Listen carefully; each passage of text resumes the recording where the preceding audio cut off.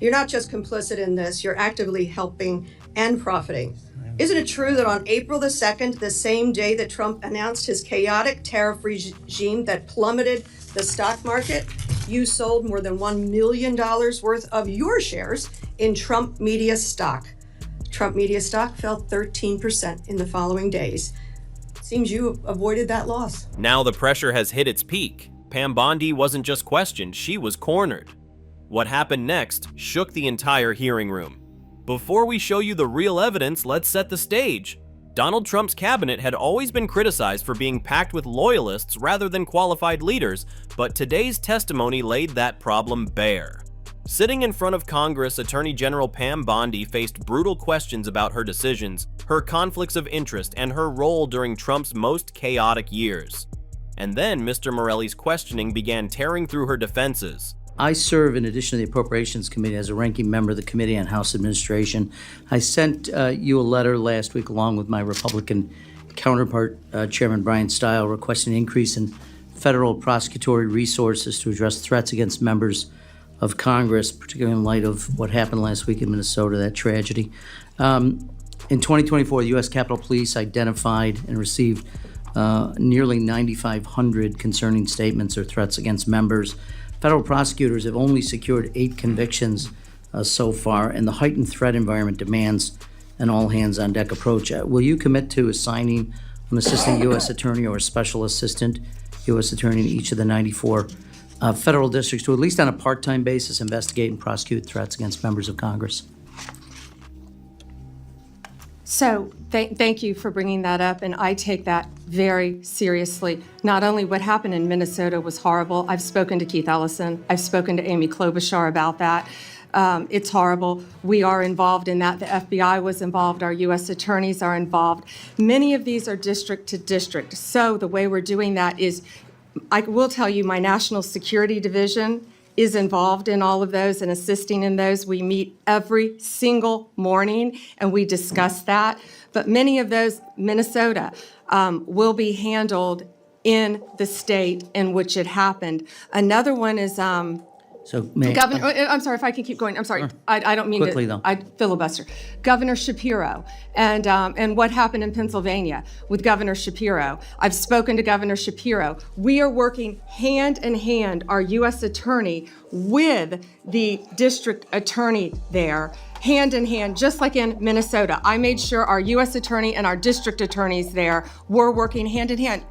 Political party doesn't matter when something like this happens. And I also want to make sure all members of Congress are safe as well. Okay, and I would reiterate, Chairman Stile and I think Chairman Stile and I agree that at least a part-time in each of the 94 districts would be appropriate. Let me change topics for just a moment. I'm really quick on that. Yes, we're doing that through our National Security Division, so I think that's already in the works, and I would be glad to meet with you in a secure facility to talk about that. Very good, thank you. Continuing, in addition to my role here, the committee that I serve on as an authorizer oversees Capitol security as well as federal elections, so I'm closely following the aftermath of January 6th. Recently, several defendants who received presidential pardons related to that day are now arguing in court that the pardon covers crimes like, for instance, illegal firearm possession discovered in a search of an individual's home in California months after January 6th. What's your position on whether the pardons cover these separate offenses? Yeah, the pardon power rests with the president, not the Department of Justice, and some of that is pending litigation, and I cannot discuss pending litigation.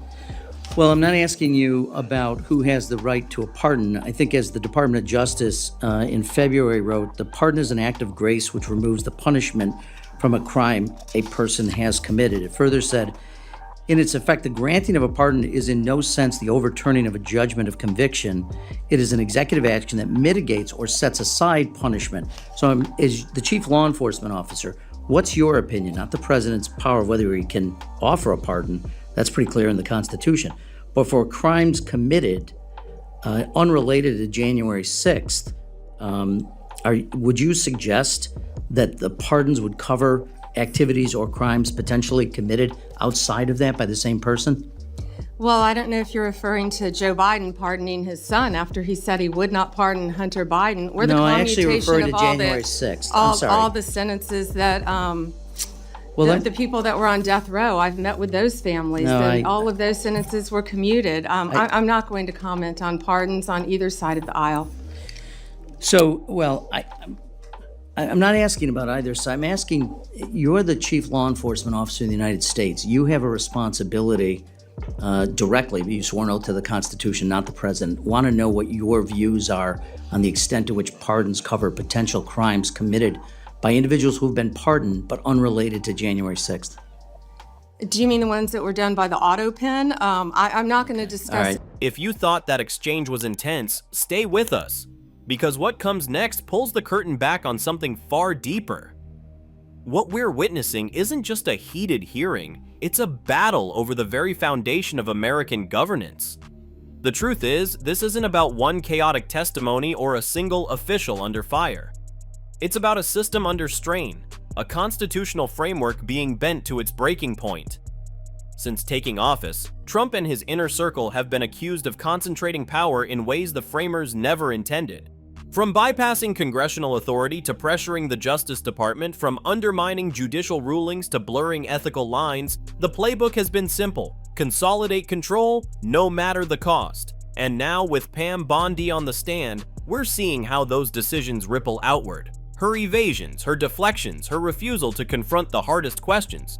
They're not random. They're symptoms of a deeper strategy, one where political loyalty takes priority over constitutional duty. The three hallmarks of this administration are incompetence, corruption, and cruelty. I'm going to focus today on corruption. And in my mind, there are two types of corruption: personal, and then the other I'm going to call public, governmental. Attorney General, have you ever been registered as an agent of a foreign principal under the Foreign Agents Registration Act? I assume you're talking about when I represented the country of Qatar for a very short time. The answer Hold is on. no, Hold on. excuse me. No. No. For anti-human trafficking for the World Cup. Anti-human trafficking or for the no? World Cup. Attorney you can't General. put words in my mouth. No. You want to talk about incompetence? You're the one that Excuse said me. Joe Biden on PBS was competent. You had to retract those words. Mr. So don't Chairman. talk to me. Don't insult me publicly. This is so discourteous. This is so outside the committee's guidelines. Taking a personal shot at me while swiping at Biden? Very strange and very unprofessional of you.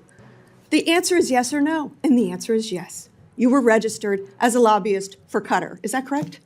Yes. Never mind, don't answer. Did you disclose that when you went before for the Senate for confirmation? Yes or no? No, it was not in your documents. The answer is no. President Trump, This was discussed at my confirmation hearings in detail. it was discussed, but you failed to bring up the conflict that you had. President Trump recently announced he'd accept that $400 million Qatar airplane because it was just prettier than the one he was flying around in. Is it true that you gave advice that this was legally permissible? Yes or no?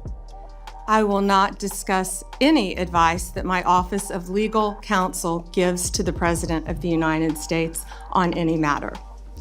Executive privilege. When you spoke before the Senate, you said you would ask for ethical advice. Did you recuse yourself from that issue? And talking about unprofessional, you say the President wanted a jet because it's pretty? Excuse Come me. on, this is a Senate, this is a He said it congressional himself. hearing. He said it himself. Let me go to April the 2nd.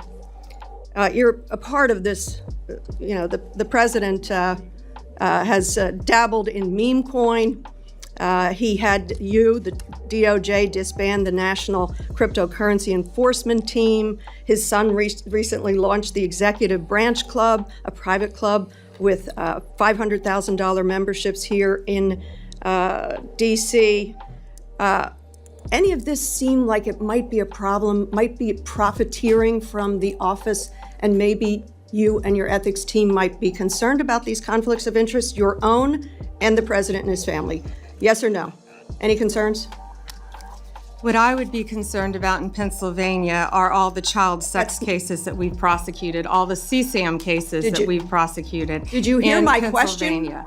I That's asked what the I would witness be to concerned actually about. answer questions that are asked. Congresswoman Dean. Chairman, Please let the witness answer the question. she didn't. And I would like to ask you one more question.